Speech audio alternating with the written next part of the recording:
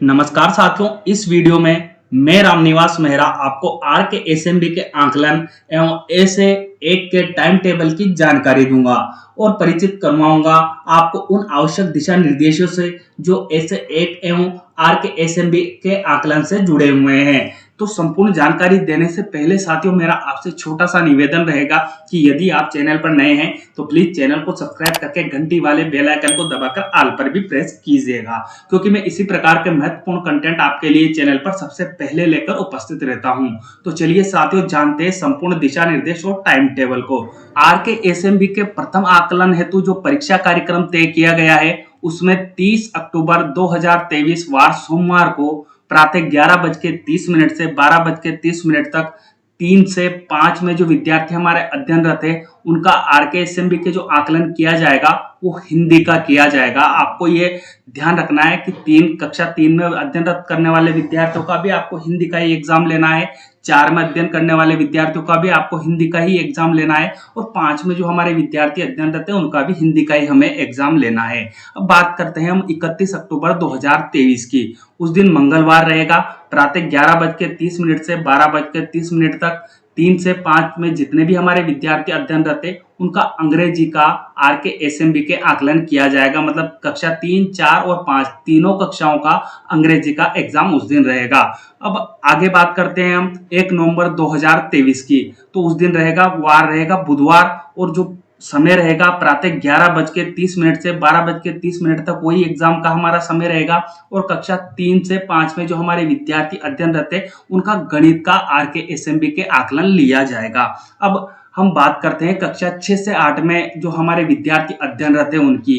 तो 2 नवंबर 2023 गुरुवार के दिन हमें प्रातः 11:30 से 12:30 तक कक्षा 6 से 8 में अध्ययन करने वाले हमारे विद्यार्थियों का आर के एसएमबी के आकलन जो करना है वो अंग्रेजी का हमें ले लेना है। उसके बाद 3 नवंबर 2023 शुक्रवार 11:30 से 12:30 तक वही 6 से 8 में अध्ययन करने वाले हमारे विद्यार्थियों का गणित का आर के एसएमबी के आकलन लिया जाएगा। और अब बात करते हैं 4 नवंबर की। 4 नवंबर 2023 शनिवार को समय वही रहने वाला है, 11:30 से 12:30 तक 6 से 8 में जो हमारे विद्यार्थी अध्ययन करते हैं उनका हिंदी का आर के एसएमबी के आकलन हमें लेना है। अब हम यहाँ बात करते हैं, यहाँ कुछ इंपोर्टेंट नोट दिए गए हैं, ये आपको भी ध्यान में रखना है और साथ में विद्यार्थियों को भी ध्यान में रखना है। जब आपको ध्यान रहेंगे तभी आप विद्यार्थियों को अच्छे से एक्सप्लेन कर पाएंगे। तो साथियों, इन नोट को भी हमें ध्यानपूर्वक रीड करना है।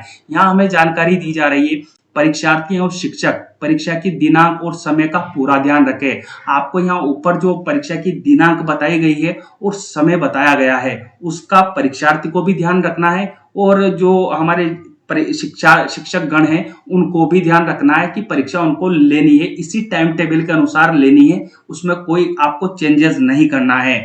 आगे दूसरा नोट हमें यहाँ बता रहा है, कक्षा 3 से 5 के परीक्षार्थी प्रश्न पत्र पर निर्धारित स्थान पर अपना नाम तथा रोल नंबर अंकित करेंगे तथा प्रश्न पत्र में ही सही विकल्प के वर्ग में इस प्रकार सही का निशान बनाएंगे। आपको यहाँ बताया गया है कि जो हमारे विद्यार्थी कक्षा 3 से 5 में अध्ययनरत है उनके लिए प्रश्न पत्र एक ही रहेगा, उस प्रश्न पत्र में ही उनको टिक करना है, उनको अलग से ओसीआर नहीं दी जाएगी। और प्रश्न पत्र में आप टिक कैसे करना है आपको यहाँ बताया गया है। जो चेक बॉक्स मिलेगा, 4 ऑप्शन विद्यार्थी को मिलेंगे, उनमें से जो ऑप्शन सही होगा उस पर राइट का निशान लगाना है। ये आपको विद्यार्थी को क्लियर कर देना है। जो कक्षा 3 से 5 में हमारे छोटे विद्यार्थी हैं तो उनको आपको क्लियर कर देना है कि आपको जो प्रश्न पत्र हल करना है, इसी जो उत्तर तालिका भी आपकी यही है और प्रश्न पत्र भी आपका यही है और इसी में आपको टिक करना है। आपको इस तरह से विद्यार्थी को ट्रेंड करना है। अब बात करते हैं हम कक्षा 6 से 8 की। तो कक्षा 6 से 8 के परीक्षार्थी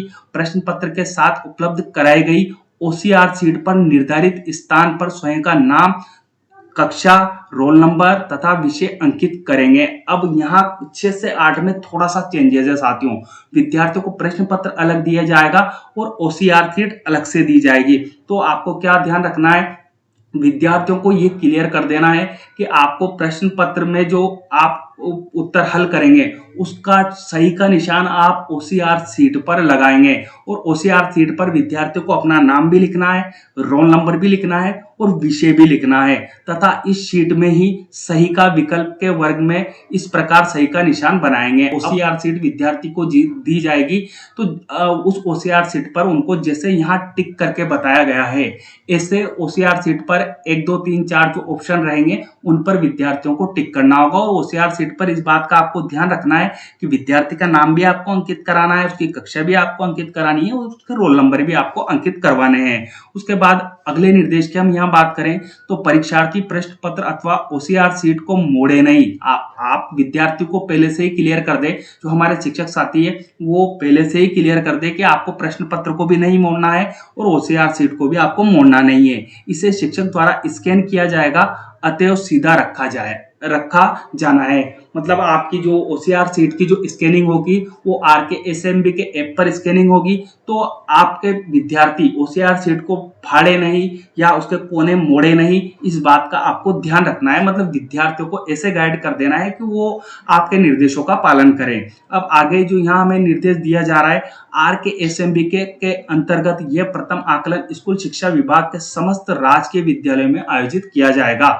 मतलब जो ये RKSMB के जो आकलन हमारा आयोजित किया जा रहा है वो केवल राजकीय विद्यालयों में आयोजित किया जाएगा, यहाँ प्राइवेट विद्यालय की बात नहीं हो रही है। उसके बाद हम बात करते हैं अगले निर्देश की। तो परीक्षा दिवस को 1 घंटे के आकलन के पश्चात विद्यालय संचालन निर्धारित समय तक यथावत रहेगा। आपको इस बात का ध्यान रखना है कि आपको विद्यार्थियों की परीक्षा तो लेनी ही है परंतु उनकी छुट्टी नहीं कर देनी है। विद्यालय का आपको फिर संचालन करना है। 1 घंटे का बच्चों का पेपर होगा, वो घंटे में बच्चे परीक्षा देंगे। उसके बाद यथावत जैसे हम विद्यालय रोज संचालित करते आ रहे हैं उसी प्रकार आपको विद्यालय का संचालन करना है। अब बात करते हैं हम और दिशा निर्देशों की, जो हमें यहाँ दिशा निर्देश दिए गए हैं, शिक्षकों को भी दिए गए हैं और परीक्षार्थियों को भी दिए गए हैं। तो दोनों के लिए इन दिशा निर्देशों को जानना आवश्यक है। यहाँ कक्षा 3 से 8 के लिए हिंदी, अंग्रेजी और गणित विषयों का आकलन किया जाएगा। आपको इस बात का ध्यान रखना है कि RKSMB के ऐप के माध्यम से जो हमारा आकलन किया जा रहा है उसमें हमारे विद्यार्थियों का हिंदी, अंग्रेजी और गणित का ही आकलन होगा। ये यहाँ से क्लियर हो जाता है। उसके बाद प्रश्न पत्र हल करने की अवधि 1 घंटा रहेगी। आप इस बात से परिचित हो चुके होंगे। जब मैंने वीडियो के आरंभ में आपको टाइम फ्रेम बताई तो वहां से ही क्लियर हो रहा है कि जो प्रश्न पत्र हल करने की अवधि रहेगी वो 1 घंटे की रहेगी। आगे हमें यह निर्देशित किया गया है प्रत्येक विषय में कक्षा 3 से 5 तक के लिए प्रश्न पत्र में 20 प्रश्न होंगे।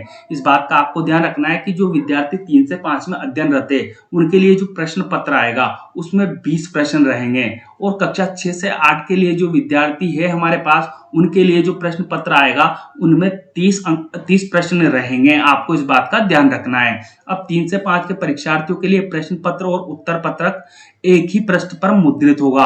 आपको इस बात का ध्यान रखना है कि जो हमारे विद्यार्थी है कक्षा 3 से 5 में जो अध्ययन करते हैं उनके लिए प्रश्न पत्र और उत्तर पत्रक एक ही पृष्ठ पर मुद्रित होगा। मतलब उनको अलग से OCR शीट नहीं दी जाएगी, केवल एक ही प्रश्न पत्र रहेगा जिसमें प्रश्न भी उसी में रहेंगे और उत्तर भी उसी में रहेंगे। विद्यार्थी को चेक बॉक्स पर जैसा मैंने आगे वीडियो में बताया उस तरह टिक करवाना है। मतलब आपको 3 से 5 में जो विद्यार्थी है उनको अलग से OCR शीट नहीं देनी है और ना अवेलेबल रहेगी उनके लिए। अब बात आती है कक्षा 6 से 8 के जो परीक्षार्थी या विद्यार्थी हमारे लिए हैं उनके प्रश्न पत्र में उत्तर पत्रक OCR शीट पृथक पृथक मुद्रित होंगे।